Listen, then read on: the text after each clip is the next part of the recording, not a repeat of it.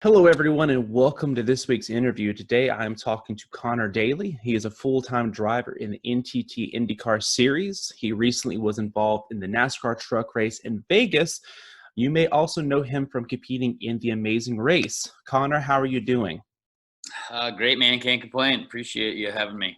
That's awesome. I feel like this whole year has been crazy, and it's cool to see that we got back in the swing of things, and we were able to finish out these seasons in motorsports.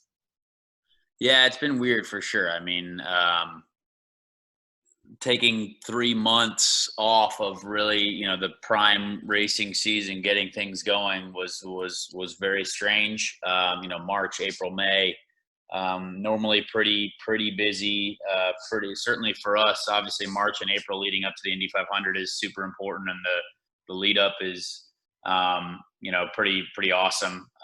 But yeah, it was all very different this year, and hopefully we can just get back to normal next year and get back to a normal schedule, go to the tracks that we missed out on this year, and resume business.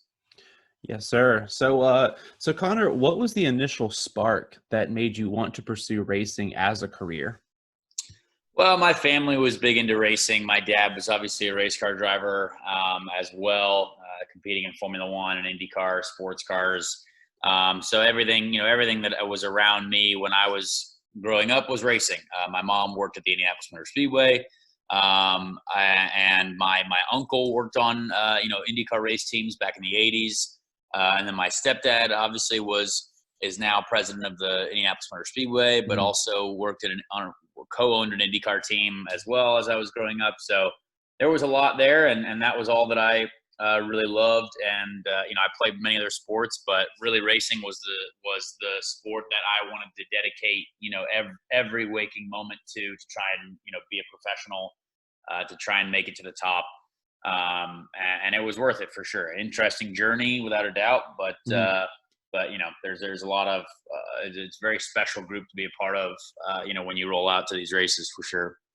I feel like that gives you such a great like perspective and kind of mind for the business as well. That it's not just if you have parents that aren't involved in racing, like a lot of times they can either get caught up in how much money it is, or they can just say, oh, well, just go buy a fast car and everything will work out. And like it's cool that you get that perspective of people in the sport saying, no, here's how it really is.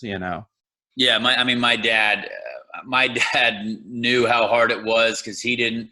His father owned a corner grocery store in Ireland. So Hmm. they were just the local grocers, and there was no big money behind him. He just went out and won races and made it to Formula One, and from Formula Ford to Formula One in like 18 months. So it was he knows how hard it is, and that was the best part about I guess growing up with my dad, because he wanted to make sure that I knew what I was getting into. It's very difficult, very challenging. If anything, he wanted to stop me before I even got started because of how difficult it is. But I Hmm. kept pushing and wanted to do it, and I think that's it's important to be dedicated to what you want to do. Yes, sir. So as a driver, how has COVID-19 affected you this year? Well, I mean, me personally, thankfully, I haven't been sick, which is great. But there's obviously the schedule changes, the way the weekends work. There's no testing for us, Hmm. and that's really difficult. Having no, not as many practices as we normally have, and this year with the new aero screen on the IndyCar, it's provided quite a new challenge when it comes to getting the handling dialed in correctly for certain driving styles. So there's been a lot that it's affected. There's been a lot, that business wise that has been affected. A lot of our IndyCar races and a lot of what we use to sell sponsorship, to continue to build business relationships is done at the racetrack, at the events. And obviously, Hmm. when we've had no one allowed into the paddock all year long, that's really challenging. So it's been a wild year, a very strange year, but obviously, there's been people who have struggled a lot more than Hmm. us. So we can't complain about it. We just have to deal with our situation, and just keep it moving and try to be as responsible and I guess safe as we can be. And then just hope that 2021, we're all going back to the exciting times of hosting people at the racetrack, enjoying, spectator events and putting on a good show for the fans. So I know, like on the NASCAR side, the way it's basically described is that you show up at the track and you literally are in your motorhome till 10 minutes before the race. You walk to your car, and you get into the car.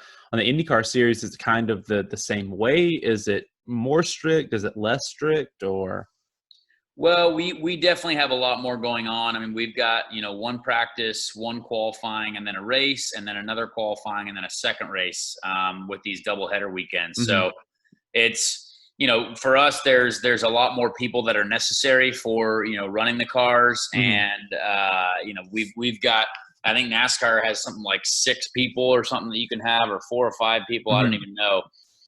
But, we've got 20 per car, and we need those people. So it's Yeah. something that is different, but our protocols have worked. I mean, it's been very successful. There's everyone's stayed healthy, which is really cool. But yeah, it's definitely a little bit different. Thankfully, we can interact with our guys, our team, and have our engineering meetings, do what we have to do, and we've all done it, responsibly Mhm. this year, thankfully. So Jimmie Johnson made headlines earlier this year when he announced that he was going to race in the IndyCar series next year.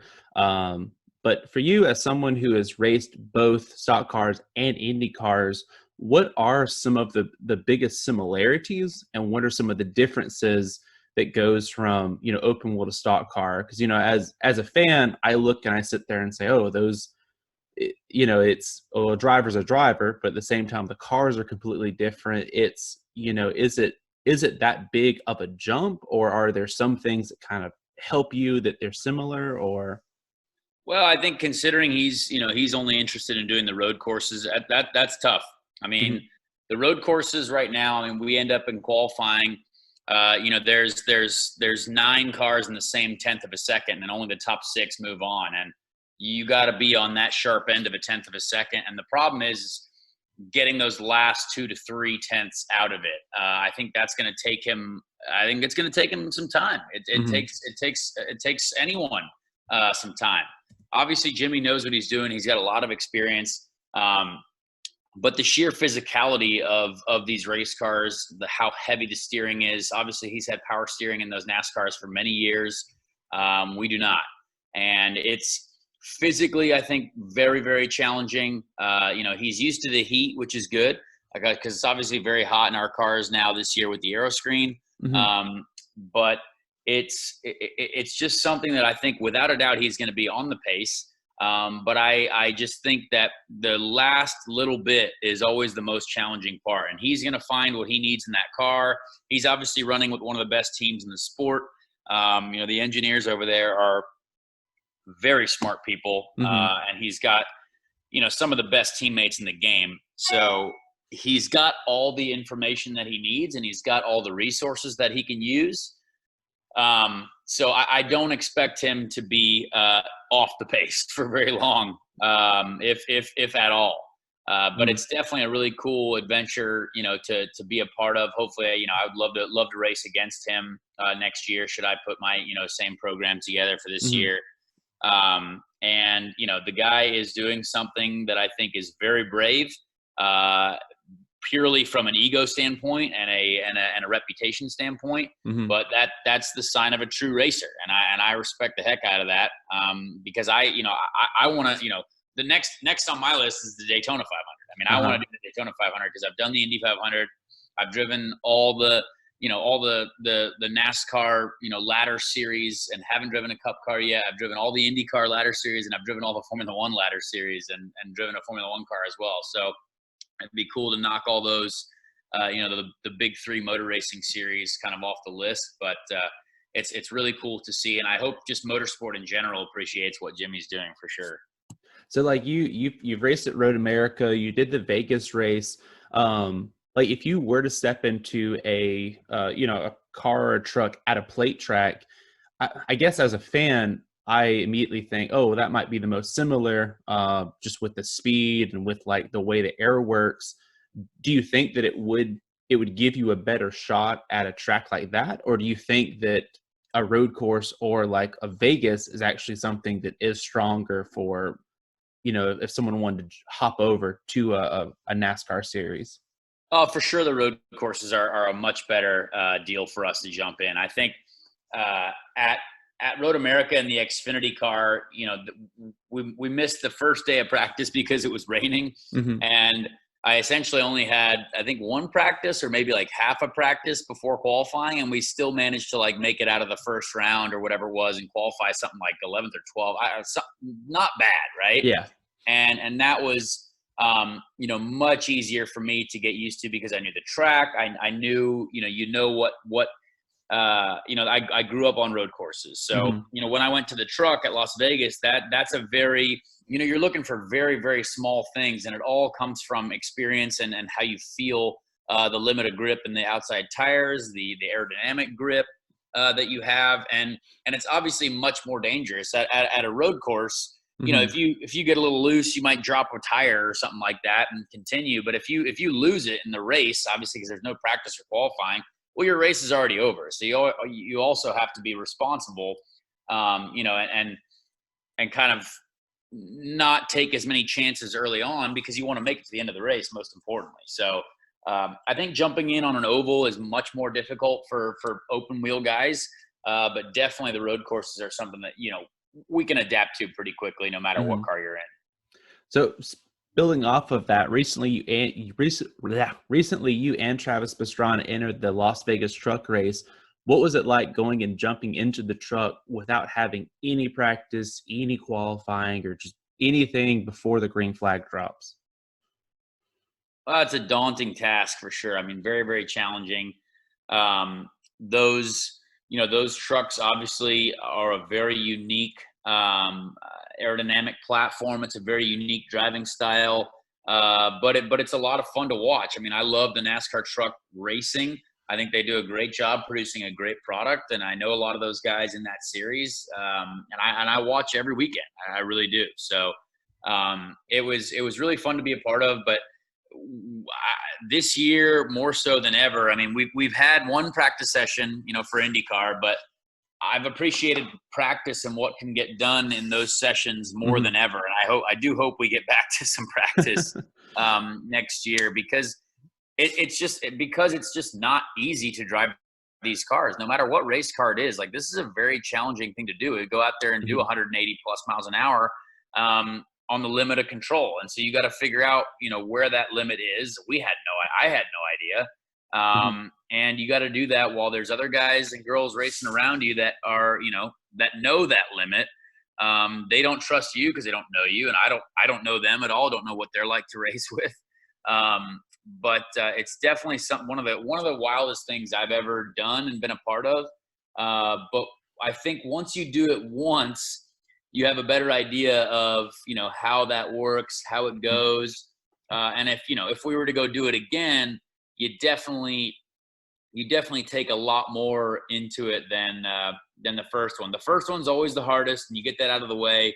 I think even if I got into an Xfinity car, or heck, even a Cup car, there's a similar feel, I'm sure, from Hmm. truck to Xfinity to Cup, that I now would have just a slightly closer idea of what it might be like than having never done an oval in a stock car. All right, and finally, you've been involved in some memorable pranks, both giving and on the receiving end. Do you have a favorite that's happened? I hate getting pranked; it's terrible. But um, this year, we've avoided some years. 2017, I got a big prank pulled on me at the Indianapolis Motor Speedway. And then after that, it seems to have been died down a little bit. We saw Hinch. Hinch got pranked a little bit in 2018 or 19, I think. So there's been a lot that's going on. And obviously this year we got Alex Rossi pretty good. So yeah, it's been fun. I like the internet seems to love it as well, which is very important. And I hope to not be on the receiving end, but I feel like next year I'm going to have to lock all my doors and watch my back and potentially install security cameras in the motorhome lot, just in case. It's also, I feel like it's given an opportunity for a lot of people to get to know the IndyCar drivers, because I know for me, I always followed IndyCar, but NASCAR was the one that I spent, a bunch of time following. IndyCar was just, okay, qualifying's on, the race is on, I'll watch it. And I know Pagano and Power went on Junior show. Then even with just the iRacing, it was cool to feel like really get to know all of the different personalities that are inside of the IndyCar garage. Yeah, it's something we need more of for sure. I mean, I think there are a lot of personalities. A lot of our drivers for sure are definitely not forthcoming in kind of getting out there and saying what they want and doing what they want, because they have to be careful about who they represent and stuff like that. But there's a lot we could learn from the NASCAR community and the drivers there about kind of just being themselves and living their lives. And I'm certainly never going to change. I'm always going to be myself and be out there and say, be really honest about stuff. And I think that's why I've got a lot of, I've been, lucky enough to gather a lot of nice, good, loyal fans and people that are really, really supportive. So it's pretty cool. That's awesome. Well, Conor, usually at this point, I open the floor for the guests to plug whatever they want to. So the floor is yours. You can tell everyone to find you online or where to go do some shopping and some people to support or whatever. Yeah, for sure. I mean, I'm at Conor Daly 22 on Twitter and Instagram. I've got an official Facebook page as well, Conor Daly Official. And then I'm on Twitch also, twitch.tv/Conor Daly 22. And then, follow the U.S. Air Force recruiting account on Instagram and Twitter as well. And then we've got all my merch is in my bio for my Instagram. So, we appreciate the support as always. We got one race left, so make sure we want people to watch it. NBC, St. Petersburg, Florida, October 25th. So that's our final round to get after it. All right. Well, thanks so much for joining us today, Conor. No problem. I appreciate it.